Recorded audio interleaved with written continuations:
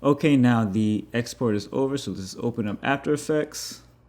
Let's move it over here. Hit OK. Let's open, oh, come on, time lapse, because I've done a few already. Well, practicing with a few.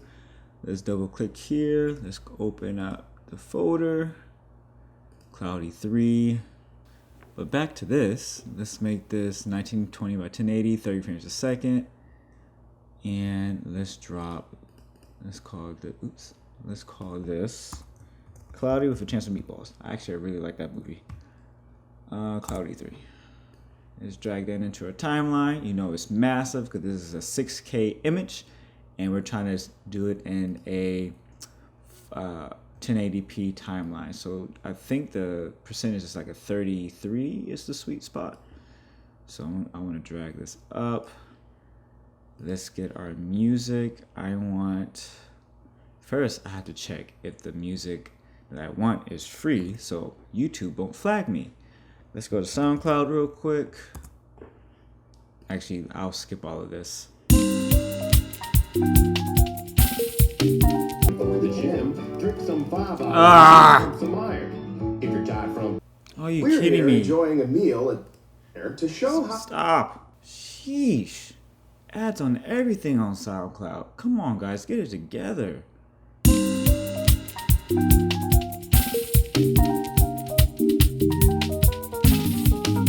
So, okay, I'm back. Sorry for the long process. So if you never used audio in After Effects, it's a little tricky because it's a slow process to use audio. So what you need to do to see your waveformat so you get timing right, you want to hit this little arrow, bring you out into different menus here. Go to audio and then waveform, and that's what's going to show you your waveform. Before we get to audio though, let's clean this up. Let's zoom in. Make sure this is like on a quarter because it's going to take a long time to process this thing. All right, so we zoomed in. Just in case if there's any wobble, I'm going to throw on, where are my effects? I'm going to throw on some warp stabilizer. I figured it out because I'm smart. Warp stabilize. So let's let that run. I'm gonna speed this up.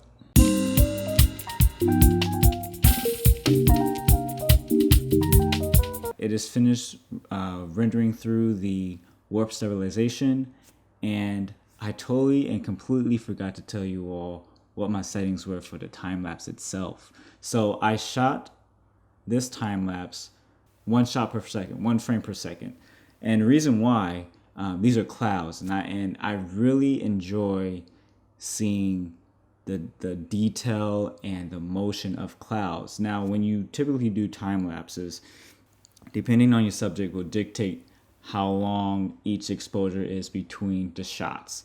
So with clouds, if you want to see the slow motion of clouds, you want to shoot more frames within a second. If you're going to be shooting something like longer exposures with like stars, that's the extreme. You want to shoot with longer exposures and seeing the passing of time that way. These clouds are shot with one frame per second, and originally I shot about 560 images. That's about 18 seconds because what you do, you divide.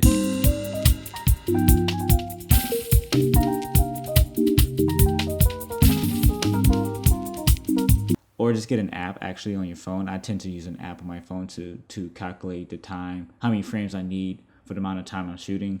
But as you can see this nice dynamic build up, and this is 1 frame per second. So we're seeing every movement, and this is beautiful. I just love this. So now we're gonna add some. What is that? That is weird. I don't know what that is. Okay, I'll be a stickler later. That's weird. But there's a lot of flickering. And I have a program at work called Flicker Free to fix that. I don't have it here, but we're not going to really worry about that. This is just test footage. Let's jump into the music. So this is the original version from Odessa, Keep Her Close, and I have a remix version of it as well. So okay. But then I'm gonna drag this file here, and I'm gonna drag it here. So I'm gonna use, let's get rid of this one. And I think I'm gonna use this version. Let's let it play. That's a very long build up, and we miss most of the goodness of this cloud forming. We're gonna start here. This is gonna be our starting point. So let's see.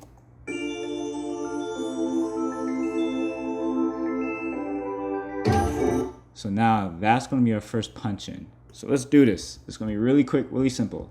Let's zoom in. Let's make sure it's right at 5. Oop, I'm messing that up. Let's make sure this is right at 5 seconds. Bang. Let's go to our effects panel here. Actually, no, go here. And let's drop down this menu. I want to do scale. So let's do our first keyframe here, and then position here. So if you don't know what keyframes are,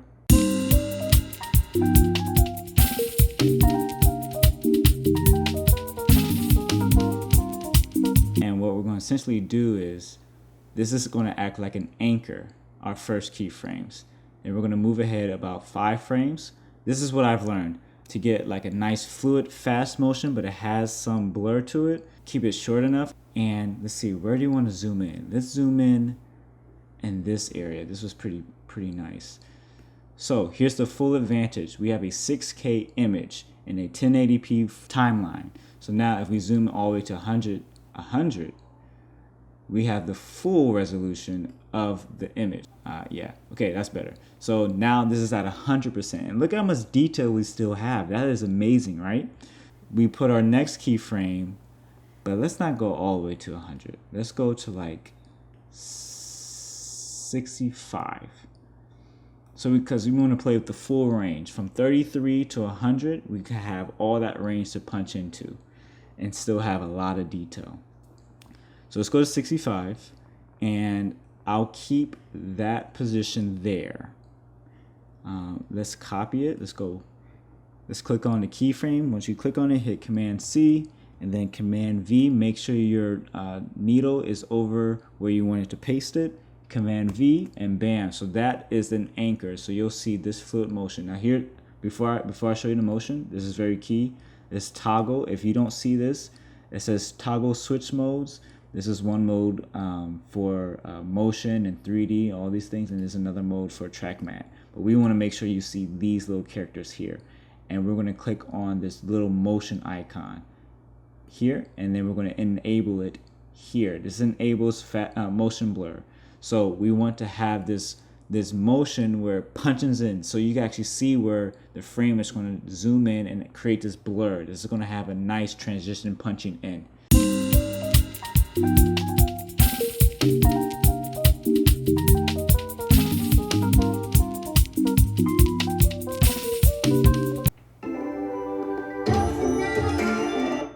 That's so cool.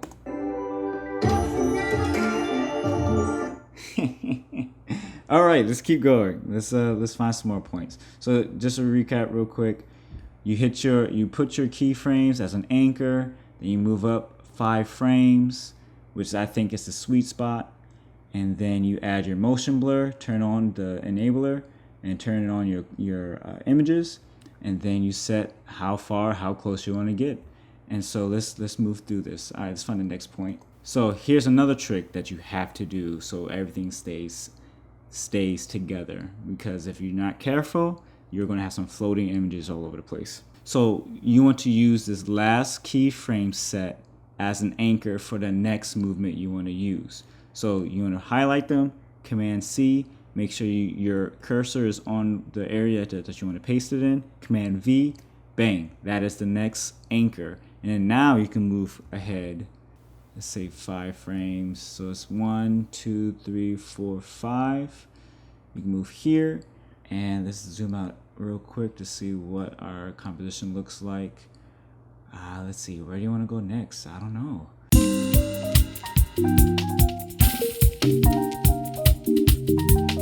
Okay, I'm back now, and we're gonna play through this. I'm just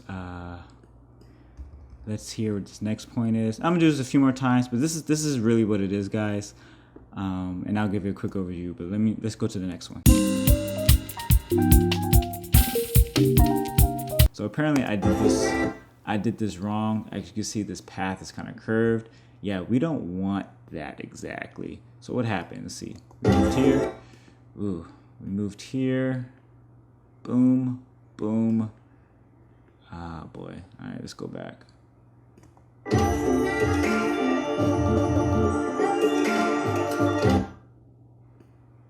Yeah, that worked. Okay, we might delete this. Let me start over. Okay, here it is. It goes. What? Boom, boom. Let's go back. Let's delete these. Boom, boom. Okay. Okay. Copy. Boom.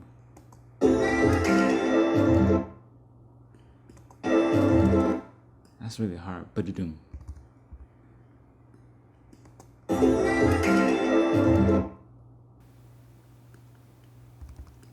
think it's right here. Copy. Okay. Let's move up a few more frames. Boom, boom, boom. And let's zoom back out. Okay, nothing's moving yet. Okay, good. Okay, we're okay now.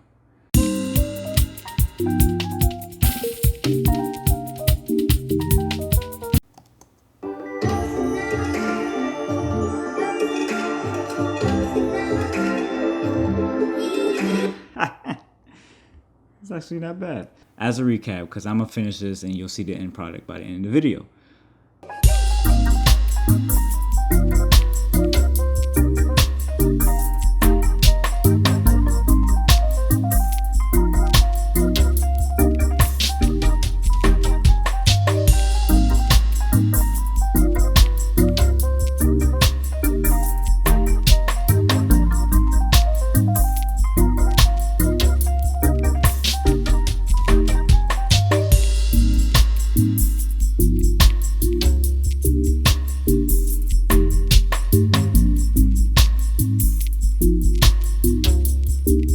Oh, before I continue, here's another trick. It might help. So if you want to highlight all of your keyframes, right click and add easy ease. Now this makes the transition and motion smoother. So the whole point of these transitions is to make it quick enough, but notice the motion and make it smooth and make a nice transition punching in and out of your image through this technique. So I encourage you all to do this and practice like I'm still practicing. This is something really small, but I thought it was something cool that I taught myself based on when I was just looking at somebody else's video. I'm just like, how did they do that? So I encourage you to get in there, work on it, shoot some time lapses, throw into After Effects, and have fun with it. All right? Make sure you like, subscribe, comment if anything didn't make sense in this video. And you'll hear from me later, guys. All right? Peace.